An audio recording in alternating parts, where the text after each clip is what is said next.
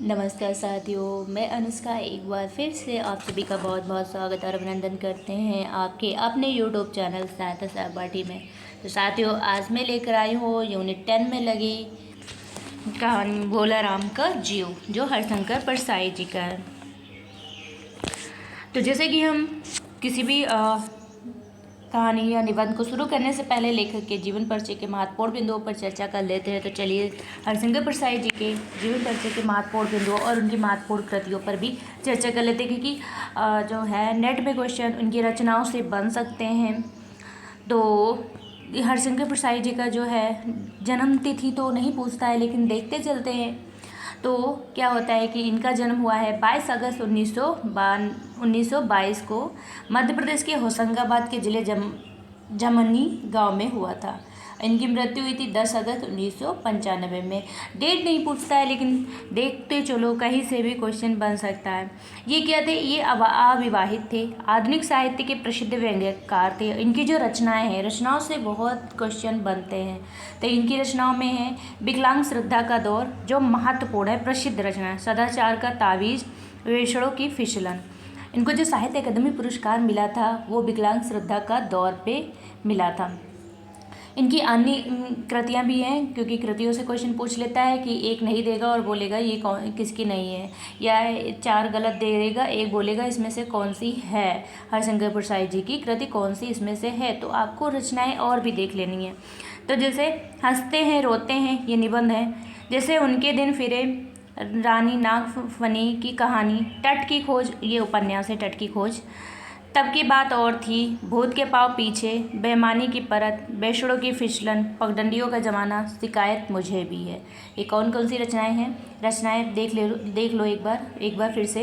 हंसते हैं रोते हैं, जैसे उनके दिन फिरे, रानी नागफनी की कहानी, तट की खोज, ये उपन्यास है, तब की बात और थी, भूत के पाँव पीछे, बेईमानी की परत, बेशड़ों की फिसलन, पगडंडियों का ज़माना, शिकायत मुझे भी है। और उन्होंने एक पत्रिका का भी संपादन किया था, वसुधा पत्रिका का। ये मासिक पत्रिका थी जो जबलपुर से प्रकाशित हो रही थी। तो पत्रिका भी ध्यान रखिएगा कि इनके द्वारा कौन सी पत्रिका प्रकाशित की गई थी या संपादित की गई थी, उनके द्वारा कौन सी पत्रिका का संपादन किया गया था। तो वसुधा पत्रिका का संपादन किया गया था। ये मासिक पत्रिका थी जो जबलपुर से प्रकाशित होती थी। तो ये थे उनके कुछ महत्वपूर्ण बिंदु जिनको मैंने देख लिया है। अब ज़्यादा देर न करते हुए कहानी की ओर चलते हैं। भोला राम का जीव।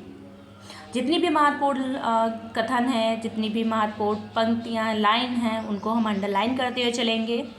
प्रारंभ की मैं पहले बताती हूँ, किसी भी नाटक, कहानी, आत्मकथा, उपन्यास जो भी है, उसकी प्रारंभ की पंक्तियाँ मोस्ट इंपॉर्टेंट होती हैं। तो मैं अंडरलाइन करते हुए चलूँगी, सारे लोग उसको नोट करते हुए चलिएगा, क्योंकि जब अभी 26 से 23 जून तुम लोगों का एग्ज़ाम्स है आप लोगों का, तो आप लोग उसको जल्दी से जल्दी रिवीजन कर लेंगे।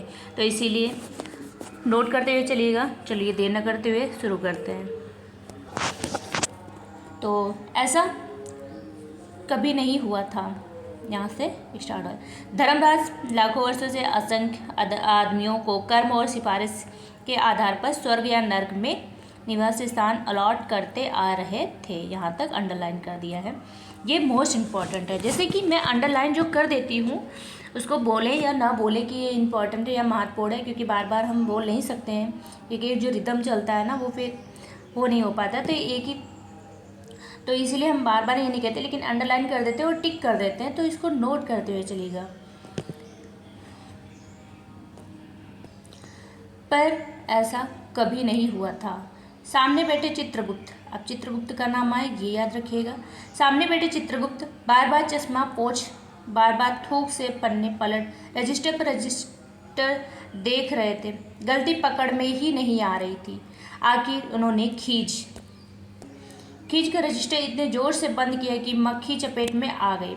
उसे निकालते हुए वे बोले, महाराज, रिकॉर्ड सब ठीक है। भोला राम के जीव ने 5 दिन पहले देह त्यागी और यमदूत के साथ इस लोक के लिए रवाना भी हुआ, पर यहाँ अभी तक नहीं पहुँचा। धर्मराज ने पूछा। अब धर्मराज का उल्लेख कहाँ पे हुआ? तो भोला राम के जीव में भी ऐसे भी पूछ सकता है। धर्मराज ने पूछा, और वह दूत कहाँ है? महाराज, वह भी लापता है। इस समय द्वार खुले और एक यमदूत बदहवास वहाँ आया। यहाँ तक महत्वपूर्ण है। उसका मौलिक कुरूप चेहरा परिश्रम, परेशानी और भय के कारण और भी विकृत हो गया था। उसे देखते ही चित्रगुप्त चिल्ला उठे, अरे तू कहाँ रहा इतने दिन? भोलाराम का जीव कहाँ है? क्या पूछते हैं कि भोलाराम का जीव कहाँ है? यमदूत हाथ जोड़कर बोला, क्या बोला? दया निधान, मैं कैसे बतलाऊं कि क्या हो गया? आज तक मैंने धोखा नहीं खाया था, पर भोलाराम का जीव मुझे चकमा दे गया। ठीक है, यहाँ तक महत्वपूर्ण है। 5 दिन पहले जब जीव ने भोलाराम का देह त्यागा, तब मैंने उसे पकड़ा और इस लोक की यात्रा आरंभ की। नगर के बाहर जो ही मैं उसे लेकर एक तीव्र वायु तरंग पर सवार हुआ, त्यों ही वह मेरे चंगुल से छूटकर न जाने कहाँ गायब हो गया। इन 5 दिनों, अब 5 दिन ये इम्पोर्टेंट है, कितने दिन की बात है? इन 5 दिनों में मैंने सारा ब्रह्मांड छान डाला, पर उसका कहीं पता नहीं चला। ये यहाँ तक महत्वपूर्ण है। धर्मराज क्रोध से बोला, मूर्ख, जीवों को लाते लाते बूढ़ा हो गया, फिर भी एक मामूली बूढ़े आदमी के जीव ने तुझे चकमा दे दिया। दूत ने सिर झुकाकर कहा, महाराज, मेरी सावधानी में बिल्कुल कसर नहीं थी। मेरे इन अभ्यस्त हाथों से अच्छे वकील भी नहीं छूट सके, पर इस बार तो कोई इंद्रजाल, अब इंद्रजाल का नाम आया है, ये ध्यान रखिएगा, ही हो गया। चित्रगुप्त ने कहा, चित्रगुप्त का नाम आया बार बार, ने कहा, महाराज, आजकल पृथ्वी पर इस प्रकार का व्यापार बहुत चला है। लोग दोस्तों को कुछ चीज़ भेजते हैं और रास्ते में ही रेलवे वाले उड़ा लेते हैं। ठीक है, यहाँ तक महत्वपूर्ण है। होजरी के पार्सलों, ठीक है, किसके पार्सल का बात आई? तो होजरी के पार्सलों, ये भी याद रखिएगा, यहाँ से अंडरलाइन कर लो। पार्सलों के मोजे और रेलवे अफसर पहनते हैं। मालगाड़ी के डिब्बे रास्ते में कट जाते हैं। यहाँ तक महत्वपूर्ण है। एक बात और हो रही है, राजनीतिक दलों के नेता विरोधी नेता को उड़ा कर बंद कर देते हैं। कहीं भोलाराम के जीव को भी तो किसी विरोधी ने मरने के बाद खराबी करने के लिए तो नहीं उड़ा दिया। धर्मराज ने बैंक से चित्रगुप्त की और देखते हुए कहा, तुम्हारी भी रिटायर होने की उम्र आ गई है। क्या कह रहे हैं कि तुम्हारे भी रिटायर होने की उम्र आ गई है। भला भोलाराम जैसे नगण्य दीन आदमी को किसी को क्या लेना देना। इसी समय कहीं से घूमते घामते नारद मुनि आ गए। ठीक है, किसका आया जिक्र? नारद मुनि का। मोस्ट इम्पॉर्टेंट है, नाम जरूर याद रखिएगा।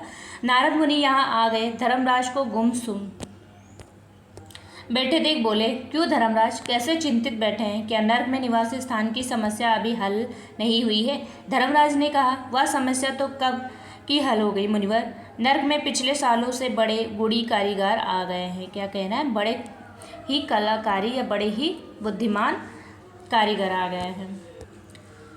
कई इमारतों के ठेकेदार हैं जिन्होंने पूरे पैसे लेकर रद्दी इमारतें बनाई।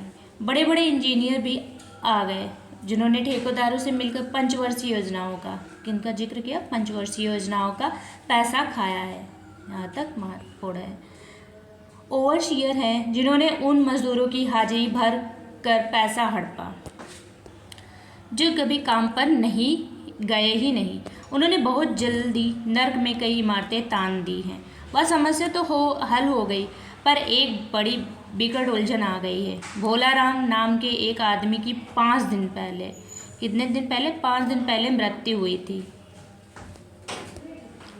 उसके जीव को यह दूत यहाँ ला रहा था कि जीव उससे रास्ते में चकमा देकर भाग गया। इसने सारा ब्रह्मांड छाड़ डाला, पर वह कहीं नहीं मिला। अगर ऐसा होने लगा तो पाप पुण्य का भेद ही मिट जाएगा। क्या कह रहे हैं कि अगर ऐसा होने लगा तो पाप पुण्य में अंतर ही क्या रह जाएगा। अब क्या है, नारद ने, ये महत्वपूर्ण है, यहाँ से लाइन, नारद ने पूछा, उस पर इनकम टैक्स तो बकाया नहीं था, हो सकता है उन लोगों ने रोक लिया हो। ठीक है, यहाँ तक महत्वपूर्ण है। चित्रगुप्त ने कहा, इनकम होती तो टैक्स होता, भूखमरा था। क्या कह रहा है? भूख से मरा हुआ था। नारद बोले, मामला बड़ा दिलचस्प है। अच्छा मुझे उसका नाम पता तो बताओ, मैं पृथ्वी पर जाता हूँ। नारद भगवान बोल रहे हैं कि मुझे नाम पता बता दो, मैं पृथ्वी पर मैं खुद जा रहा हूँ। चित्रगुप्त ने रजिस्टर देखकर बताया, भोलाराम नाम था उसका। जबलपुर शहर में घमापुर मोहल्ले में नाले के पास, नाले के किनारे एक 1.5 कमरे टूटे फूटे मकान में वह परिवार समेत रहता था। ठीक है, कहाँ रहता था? नाले के किनारे 1.5 फुट के टूटे फूटे मकान में रहता था। उसकी एक स्त्री थी, 2 लड़के और 1 लड़की। कितने थे ये भी याद रखिएगा। उसकी एक स्त्री तो एक ही, और 2 लड़के और 1 लड़की। कितनी टोटल कितनी संतानें थी? 3। तो ये भी पूछ सकता है कि भोलाराम जी में जो भोलाराम था उसकी कितनी संतानें थी, और ये भी पूछ सकता है कि उसके कितनी लड़की कितने लड़के। तो 2 लड़के और 1 लड़की थी। उम्र लगभग 8 साल। कितनी उम्र कितनी थी? 8 साल। 60 साल है। किसकी 60 साल उम्र है? भोलाराम की। ठीक है, 60 साल। सरकारी नौकर था, 5 साल पहले रिटायर हो गया था। क्या कह रहे हैं? सरकारी नौकर था, 5 साल पहले रिटायर हो गया था।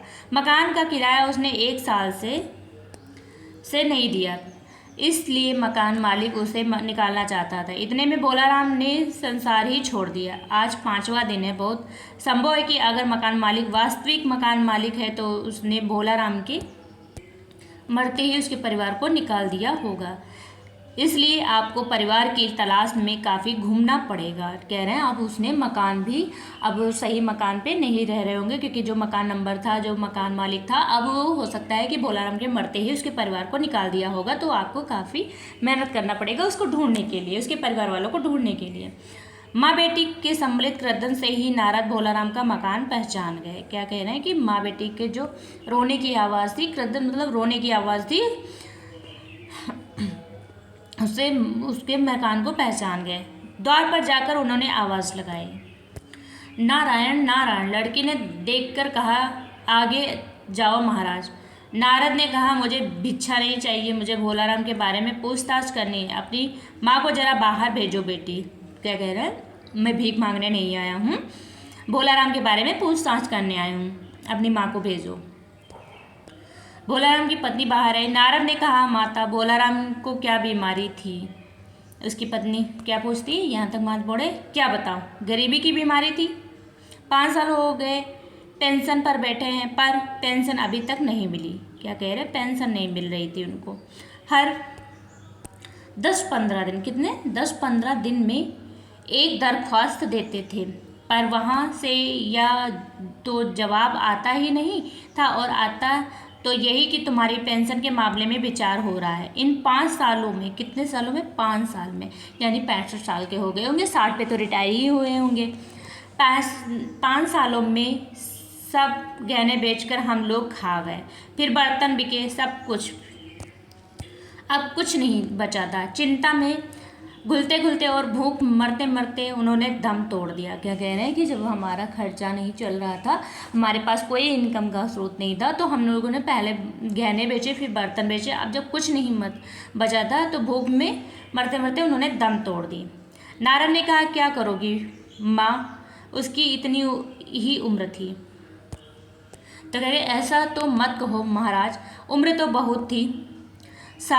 50-60 रुपया महीना पेंशन मिलती तो कुछ और काम कहीं करके गुजारा हो जाता, पर क्या करें, 5 साल नौकरी से बैठे हो गए और अभी तक एक कौड़ी नहीं मिली। क्या कह रहे हैं कि अभी तक हमें एक कौड़ी भी नहीं मिली पेंशन पे, जो पेंशन मिलती है रिटायर्ड के बाद, उसमें नहीं मिली हमको।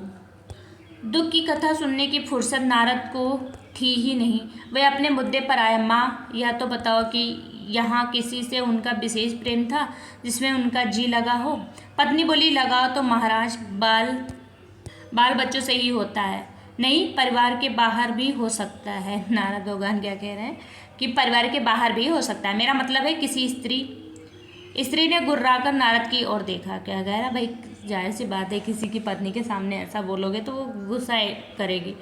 गुर्राकर देखा, बोली, अब कुछ मत बको महाराज, तुम साधु हो, उचक्के नहीं हो। जिंदगी भर उन्होंने किसी दूसरी स्त्री की ओर आंख उठाकर नहीं देखा। क्या कह रही है कि किसी की ओर उन्होंने बुरी नज़र से नहीं देखा। नारद हंसकर बोले, हाँ, तुम्हारा यह सोचना ठीक है, यही हर अच्छी गृहस्थी का आधार है। अच्छा माता, मैं मैं चला। क्या कह रहे हैं, अब मैं जा रहा हूँ। स्त्री ने कहा, महाराज आप तो साधु हैं, सिद्ध पुरुष हैं, अभी अंडरलाइन कर लेना, कुछ ऐसा नहीं कर सकते कि उनकी कोई रुकी हुई पेंशन मिल जाए, इन बच्चों का पेट कुछ दिन भर जाए। क्या कह रहे हैं, आप तो साधु हैं, आप सिद्ध पुरुष हैं, आप में तो शक्ति है, तो आप कुछ ऐसा नहीं कर सकते जिससे इनकी रुकी हुई जो पेंशन है वो मिल जाए, तो हम इन बच्चों का पालन पोषण कर सकें। तो क्या हुआ, नारद को दया आ गई। वे कहने लगे, क्या कहने हैं, साधुओं की बात कौन मानता है, मेरा यहाँ कोई मठ तो है नहीं, फिर भी मैं सरकारी दफ्तर में जाऊँगा और कोशिश करूँगा। क्या कह रहे हैं कि मैं तुम्हारा काम करवाने के लिए एक बार जाऊँगा दफ्तर, क्योंकि मेरा यहाँ कोई ठिकाना तो है नहीं कि भाई मेरा मठ है, जो मंदिर और मठ होते हैं ऐसा तो कुछ है नहीं, फिर भी मैं कोशिश एक बार करूँगा। वहाँ से चलकर नारद सरकारी दफ्तर पहुँचे। वहाँ पहले से ही कमरे में बैठे बाबू से उन्होंने भोलाराम के केस के बारे में बात की। उस बाबू ने उन्हें ध्यानपूर्वक देखा और बोला, भोलाराम ने दरख्वास्तें तो भेजी थी पर उन पर वजन नहीं रखा था, इसलिए कहीं उड़ गई होंगी। क्या कह रहे हैं कि उन्होंने अपनी बात को जोर देकर नहीं कहा, हल्के में कहा, तो इसीलिए कहीं उड़ गए होंगे। नारायण ने कहा, भाई ये बहुत से पेपर वेट तो रखे हैं, इन्हें क्यों नहीं रख देते। उन्होंने क्या कहा, यहाँ पे पेपर वेट तो बहुत सारे हैं, इन्हें क्यों नहीं रख दिया। बाबू हंसा, आप साधु हैं, आपको दुनियादारी की समझ में नहीं आती। क्या कह रहे हैं कि आप साधु सन्यासी इंसान हैं, आपको दुनियादारी की इतनी समझ नहीं है। वो क्या कह रहा है, वो उसके कहने का मतलब था कि उसने जोर दे के अपने बात को नहीं कहा, उन्होंने बस ऐसे कहा तो बात उड़ा दी गई, मतलब इतनी गंभीरता से बात को नहीं ली गई, टाल दी गई। दरख्वास्तें पेपर वेट से नहीं दबती। खैर आप इस कमरे में बैठे बाबू से मिलिए। क्या कह रहे हैं, नारद उस बाबू के पास गए, उसने तीसरे के पास भेजा, तीसरे ने चौथे के पास और चौथे ने पांचवें के पास। कितने, पांचवें के पास। जब नारद 25-30 बाबू और अफसरों, कितने, 25-30 बाबुओं और अफसरों के पास घूम आए, तब एक चपरासी ने कहा, महाराज आप क्यों इस झंझट में पड़ गए, अगर आप साल भर भी यहाँ चक्कर लगाते रहे तो भी काम नहीं होगा। क्या कह रहे, सरकारी कामकाज है, यहाँ पे इतनी जल्दी सुनवाई नहीं होंगे, साल भर भी दौड़ते रहेंगे तब भी। आप तो सीधे बड़े साहब से मिलिए, उन्हें खुश कर दिया तो अभी काम हो जाएगा। क्या कह रहे, आप सीधे जाके बड़े बाबू से मिलिए। नारद बड़े साहब के कमरे में पहुँचे। क्या हुआ, बाहर चपरासी ऊँघ रहा था, इसीलिए उन्हें किसी ने छेड़ा नहीं। क्या कह रहा कि बाहर जो चपरासी बैठा हुआ था वो सो रहा था। विजिटिंग कार्ड के आया, देख साहब बड़े नाराज हुए, बोले इसे कोई मंदिर वंदिर समझ लिया है क्या, धड़धड़ाते चले आए, चिट क्यों नहीं भेजी। ये कौन बोला, बड़े बाबू साहब बोले कि यहाँ से अंडल कर लो कि विजिटिंग कार्ड के आया, देख बड़े बाबू को नाराज हुए और बोले कि कोई ये मंदिर वंदिर समझ लिया है क्या, जो धड़धड़ाते हुए सीधे चले आ रहे हो, चिट क्यों नहीं भेजी, परमिशन लेनी पड़ती ना भाई। तो नारद जी क्या कह रहे हैं कि कैसे भेजता है, चपरासी तो सो रहा है, क्या काम है, साहब ने रोब से पूछा। नारद ने भोलाराम का पेंशन केस बतलाया। उन्होंने क्या कहा कि भोलाराम का जो पेंशन वाला केस है उसको बताया। साहब बोले, आप बैरागी हैं, दफ्तरों के रीति रिवाज नहीं जानते हैं, असल में भोलाराम ने गलती की, भाई यह भी एक मंदिर है, यहाँ भी दान पुण्य करना पड़ता है, आप भोलाराम के आत्मीय मालूम होते हैं, भोलाराम की दरख्वास्तें उड़ रही हैं, उन पर वजन रखिए। नारद ने सोचा, फिर वही यहाँ वजन की समस्या खड़ी हो गई। साहब बोले, भाई सरकारी पैसे का मामला है, पेंशन का केस 20 दफ्तरों में जाता है, कितने दफ्तरों में, 20 दफ्तरों में जाता है, देर लग ही जाती है, 20 बार एक ही बात को 20 जगह लिखना पड़ता है, तब पक्की होती है, जितनी पेंशन मिलती है उतनी ही स्टेशनरी लग जाती है, हाँ जल्दी भी हो सकती है, मगर साहब रुके। नारद ने कहा, मगर क्या। साहब ने कुटिल मुस्कान के साथ कहा, मगर वजन चाहिए, आप समझे नहीं, जैसे आपकी यह सुंदर वीणा है, इसका भी वजन भोलाराम की दरख्वास्त पर रखा जा सकता है। मेरी लड़की गाना बजाना सीखती है, या मैं उसे दे दूँगा। क्या कह रहे हैं कि आपकी वीणा जो है ये मेरी लड़की जो गाना बजाना सीखती है मैं उसको दे दूँगा। और फिर क्या कह रहे हैं, साधु संतों की वीणा से तो और अच्छे स्वर निकलते हैं। ये कौन कह रहा है? बड़े बाबू साहब कह रहे हैं। नारद अपनी वीणा छीनते देख जरा घबराए। अब नारद को भी डर लग गया कि भाई हमारी वीणा छीन ली जाएगी, पर फिर संभल कर उन्होंने वीणा टेबल पर रख कर कहा, यह लीजिए, आप जरा जल्दी उसकी पेंशन ऑर्डर निकाल दीजिए। साहब ने प्रसन्नता से उन्हें कुर्सी दी, वीणा को एक कोने में रख दिया और घंटी बजाई। चपरासी हाजिर हुआ।